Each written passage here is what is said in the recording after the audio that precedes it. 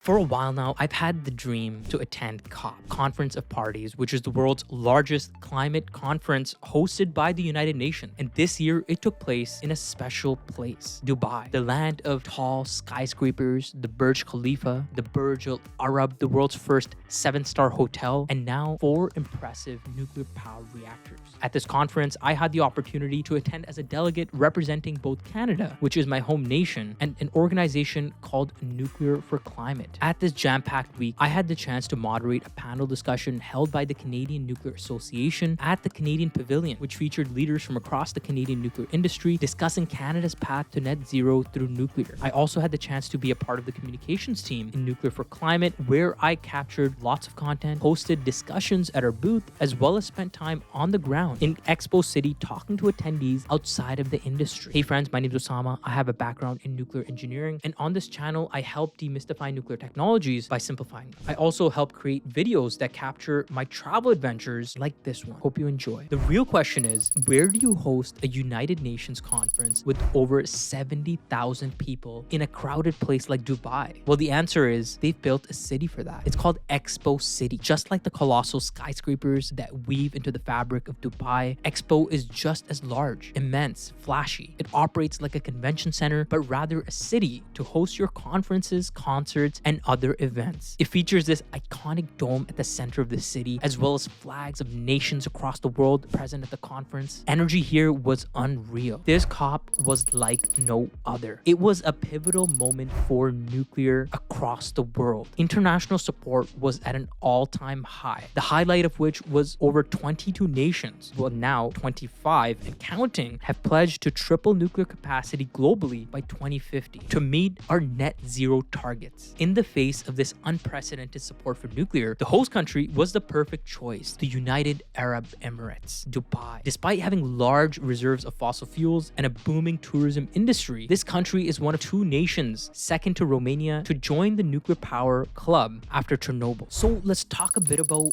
my experiences at this conference. We'll start with Nuclear for Climate, or short for N4C. It's a volunteer-run network supported by the IYNC, the International Youth Nuclear Congress, as well as the European Nuclear Society. It's a delivery team of over 60 delegates from across the world, which include technical experts, communication professionals, artists, and a true diversity of advocates and nuclear industry professionals. I was a part of the communications team for the past year, where I personally participated by launching a podcast series for the organization. I was also involved with capturing content at the conference itself. Highlights include being on the ground and asking delegates from various countries and backgrounds what they think about nuclear energy. I was met with a healthy dose of supporters of the energy resource, as well as skeptics. What I loved most about this experience was how passionate people were about an array of topics: climate change, indigenous rights, the environment. The list goes on. And a vast majority of people I came across were not camera shy at all. They were very open to expressing their opinions on topics relevant to nuclear, clean energy, or many other topics. And it was revitalizing to be a part of a global network of nuclear professionals across the world like Nuclear for Climate, which are advocating for the technology. It's both inspiring and energizing to see the passion and common conviction shared for a clean energy resource which can create positive change in our world. Both Nuclear for Climate as well as Generation Atomic supported my attendance at this year's conference, so a big shout out to them and all the incredible work the 2 organizations do. Another highlight from Nuclear for Climate was our main booth and mini booth that attracted attendees present at the conference. The COP conference is split into 2 zones, the green zone and the blue zone. The green zone is accessible to the general public, whereas the blue zone is a special location where diplomats, policymakers, and country representatives can enter exclusively. The Nuclear for Climate booth featured educational displays as well as a massive mural designed and crafted by artist and nuclear engineer of Argentinian descent, Julieta Romero, called Together is Better. This was by far one of my favorite areas of the booth, which showcased how nuclear energy and renewables can work together to power a net zero future. This massive gummy bear was also another highlight that attracted delegates to the booth. Fun fact, if this bear was made out of nuclear fuel, it would carry enough energy to power the Burj Khalifa for over 200 years. Lastly, the booth also featured Miguel Lopez, who is the founder of a very cool card game that teaches both students students and adults about energy. It's called Megawatt. With the aim to attract talent to the energy sector and raise energy literacy rates, Miguel gave out over 750 copies of the card game to delegates at COP28. Another highlight was getting the opportunity to meet and hear from special attendees who visited our booth, such as the Director General of the IAEA, Director General of the NEA, as well as other influencers like Isotope. The day actually awesome. Like the first half of the day was setting up our 50-meter square booth. The great thing is most of the volunteers who is here for the first week, we've been seeing them. So just having everyone together to work in a team. So the International Youth Nuclear Congress co-leads the Nuclear for Climate initiative with the European Nuclear Society. So this year we've been able to bring 60 delegates to COB from across the globe, from 20 countries, Global North and Global South representation.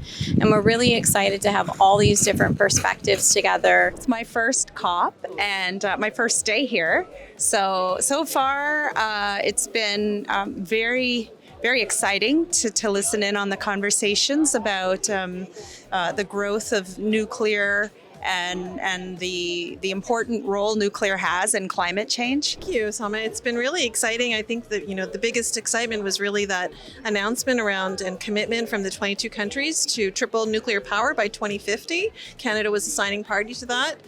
We have some wonderful delegates here from Canada. It's a large group. Yeah, I would say the announcement about the tripling nuclear was phenomenal. It felt like a moment in time, and really proud to be here while I listened to the countries come up and talk about it. It was incredible. And it's been fantastic to meet the other people from other countries and recognize how much Canada is doing. So really getting people coming up and saying, asking us about green bond financing, our SMR program, all of the stuff that we are leading in. It reinforces that we really are leading in this nuclear energy transition. So it's been great. But now for the industry to deliver, we need obviously the skills, the competency, and for that at the moment we need more women actually working in nuclear, and that's the reason why I'm advocating for more women in the STEM in general. Yeah. Ultimately, nuclear is the long-term solution to decarbonization, especially of electrification and electricity grid.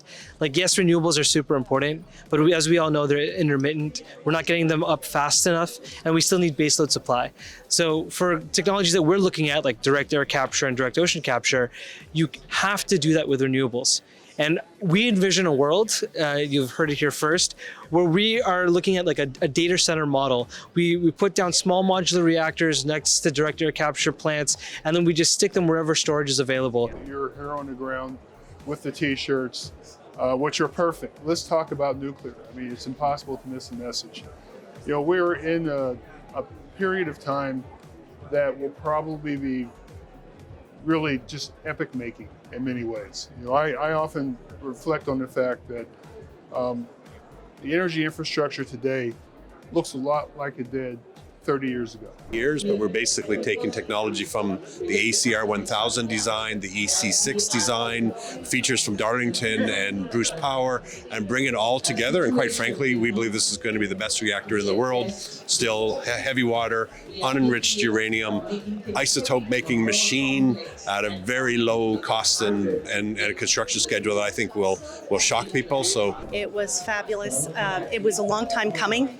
I know that, when I heard the triple amount of nuclear by 2050, I felt like I was in a not a reality show, but I just jumped out of my seat. I think that announcement is really going to set the stage for Canada. The vibe here at COP is unbelievable, especially around nuclear. When you think a year ago and before, nuclear was always on the outside. Now nuclear is actually on the inside. We're part of the so-called blue zone. And the declaration by 22 countries at the start of this conference, the declaration saying that the world needs to triple its nuclear energy output is amazing. You don't realize it right now, but you are here at a historic moment. This is a time when the world said, not only do we need nuclear, but we need a heck of a lot of it. And years from now, you'll think, wow, I was there. And where we're being seen as a leader is, whereas other people are talking, we're doing. We have some of the most successful Western nuclear projects in the world right now. I'm so happy to see this, the movement growing, and at the same time, this partnership growing. I think the first time we had a conversation was in Glasgow, if I'm not mistaken. Then Sharm, then we are here. Another important highlight of this event was moderating a panel discussion held by the Canadian Nuclear Association called The Role of Nuclear Energy in Achieving Net Zero Targets. This panel featured leadership in the Canadian nuclear industry like John Gorman, Gary Rose, Rachna Calavero, Christine John, and Energy Minister of Ontario, Todd Smith. I was both energized and inspired by this discussion, where panelists highlighted Canada's leadership in nuclear as well as the importance of incorporating nuclear into the energy mix alongside renewables for effective climate action. Also, important topics like Indigenous community engagement and its essential role in making progress toward achieving net zero were all discussed. Another highlight during COP28 was attending the Atkins Realis reception hosted at Dubai's iconic Burj Al Arab. Atkins Realis, or formerly known as SNC-Lavalin, is a Canadian engineering firm heavily involved in the Canadian nuclear industry. At this reception, one of their key clean energy initiatives was the unveiling of the next generation nuclear power reactor called the CANDU Monarch.